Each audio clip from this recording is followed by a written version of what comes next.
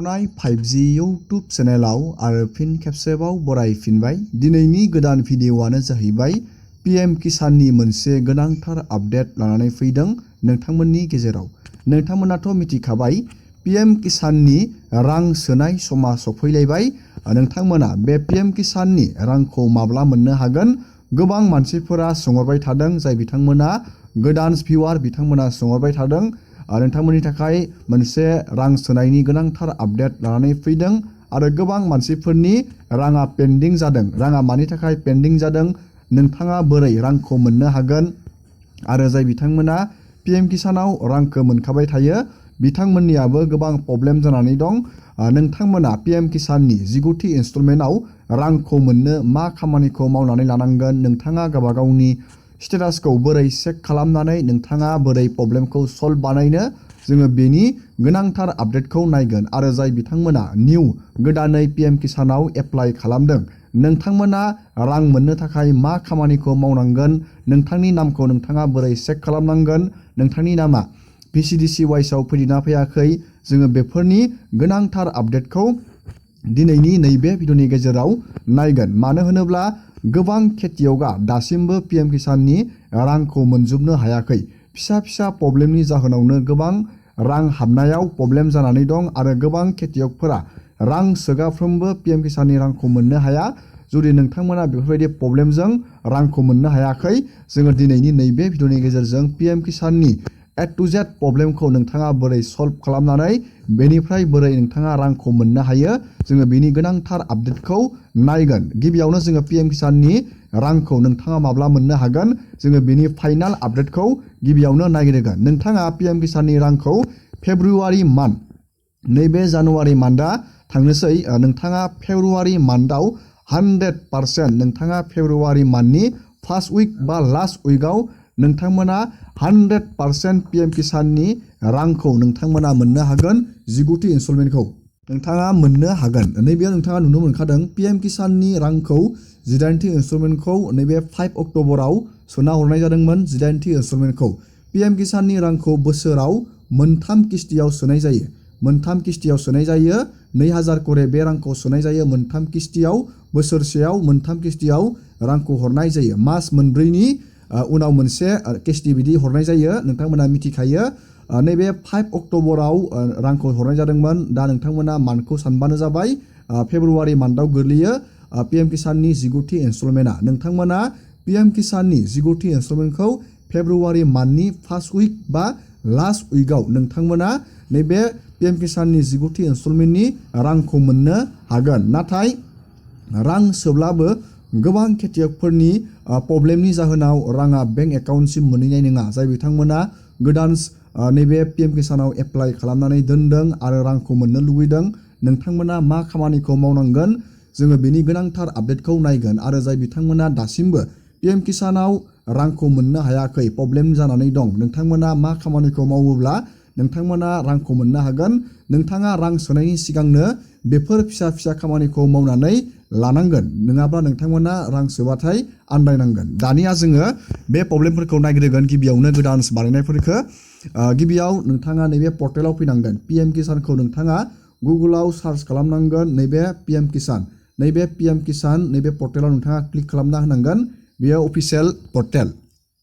दानिया नोंथाङा नैबेयाव नुनो मोनदों, जाय बिथांमोना गोदानै एप्लाइ खालामदों, नोंथांमोना गावबा गावनि स्टेटासखौ डिस्ट्रिक्ट लेभेलाव एप्रुभ जादोंना जायाखै नोंथाङा नायग्रोनांगोन। नैबे status of self registered farmer, नोंथाङा बेयाव क्लिक खालामनांगोन। आङो बेनि प्रसेसखौ नोंथांमोननो खोथाबोबाय दं, थेवबो गोदान भिउआरफोरनि थाखाय लानानै फैदों, जाहाथे बिथांमोनाबो मिथिना लायो आरो खामानिखौ मावनानै रांखौ मोननो हायो। नैबेयाव जुदि नोंथाङा गोदानै एप्लाइ बानायदों, नोंथाङा गावबा गावनि स्टेटासखौ नायनांगोन, चेक खालामनानै आधार कार्ड, नैबेयाव नोंथांनि आधार कार्डनि नाम्बारखौ होनांगोन। नैबेयाव आधार कार्ड नाम्बारखौ बहायनानै नैबे केपसाखौ नोंथाङा नैबे बहायनानै नैबे सार्चआव नोंथाङा क्लिक खालामनांगोन। नोंथांनि स्टेटासा डिस्ट्रिक्ट लेभेलाव एप्रुभ जानानै जायाखै नोंथाङा बेयाव नुनो मोनगोन। जुदि जायो नोंथांनि स्टेटासा डिस्ट्रिक्ट लेभेलाव एप्रुभ, अब्ला नोंथाङा EKYC खौ नोंथाङा होनांगोन। CSC सेन्टाराव थांनानै नैबेयाव EKYC खौ होनांगोन। जुदि नोंथाङा EKYC खौ होबाय, अब्ला नोंथाङा नैबेयाव चेक खालामनांगोन गावबा गावनि EKYCआ डान जादोंना जायाखै। नैबेयाव नोंथाङा गावबा गावनि आधार नाम्बारखौ फिन खेबसेबाव होफिननानै नैबेयाव सार्च खालामनानै नोंथाङा नायनांगोन नोंथांनि EKYC आ डन जादोंना जायाखै। PM किसानाव रां मोननो थाखाय EKYC आ मेन्डेटरि। नोंथाङा EKYC होआब्ला रांखौ मोननो हानाय नङा। दानिया जुदि नोंथाङा नैबेयाव EKYC आबो डन जाबायब्ला अब्ला नोंथाङा दानिया बेंकजों आधारजों लिंक खालामनो नांगोन। बेखौ DBT सिस्टेम बुङो, डाइरेक्ट बेनिफिट ट्रान्सफार। नोंथाङा थाबैनो जुदि EKYC आबो जाबायबा नैबे नोंथांनि नैबेयाव नोंथांमोना नुनो मोनदों नैबे डिस्ट्रिक्ट लेभेलावबो एप्रुभ जाबायबा दानिया नोंथाङा आधारजों बेंकजों लिंक खालामबानो जाबाय आरो नोंथाङा चेक खालामनांगोन नोंथांनि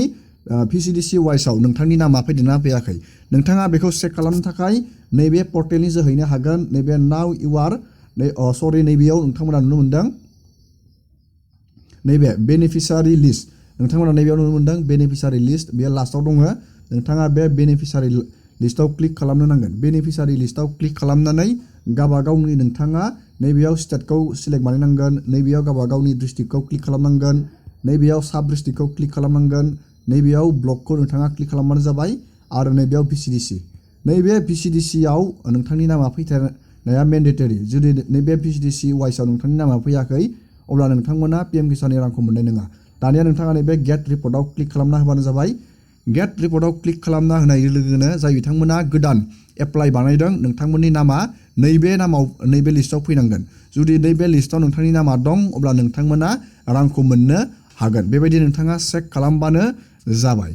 दानिया जाय बिथांमोननि राङा पेन्डिं जानानै दं, स्टप जानानै दं आरो जाय बिथांमोना रां मोनखाबाय थायो, नोंथाङा गावबा गावनि नैबे स्टेटासखौ चेक खालामनो नांगोन। स्टेटासखौ नोंथाङा नैबे नाउ इउ आर स्टेटास बेयाव नोंथाङा क्लिक खालामनांगोन।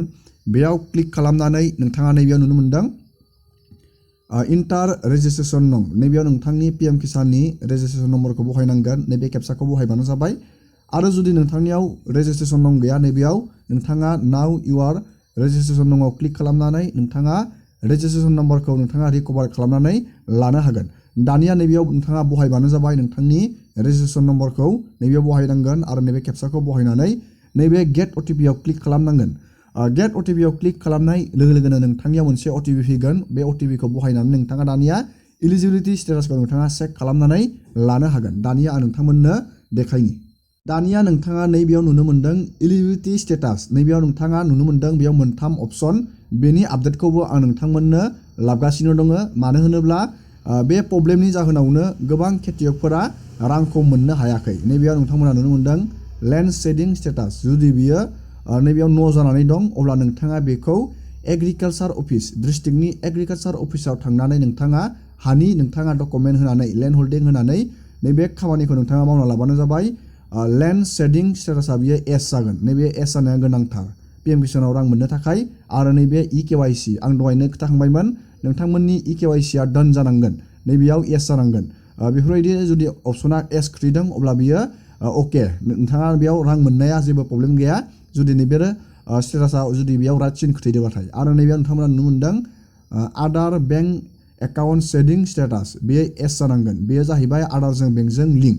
बेफोरबायदि नोंथाङा स्टेटासा बेयाव एस जानानै दंना गैया बेबायदि नोंथाङा चेक खालामबानो जाबाय। जाय बिथांमोना अलरेडि रां मोनखाबाय थायो बा जाय बिथांमोना गोदानै एप्लाइ खालामदों बा नोंथांमोना मानिबा प्रब्लेमनि जाहोनाव रांखौ मोननो हायाखै, बेफोरबायदि चेक खालामनानै नायबानो जाबाय। जुदि बे मोनथाम अपसना जुदि येस दं नोंथांमोना 19थि इनस्टलमेन्टखौ फेब्रुवारि मान्थआव मोननो हागोन। दिनैनि भिडिअखौ आङो बेखिनियावनो फोजोबबाय। एसेनोसै।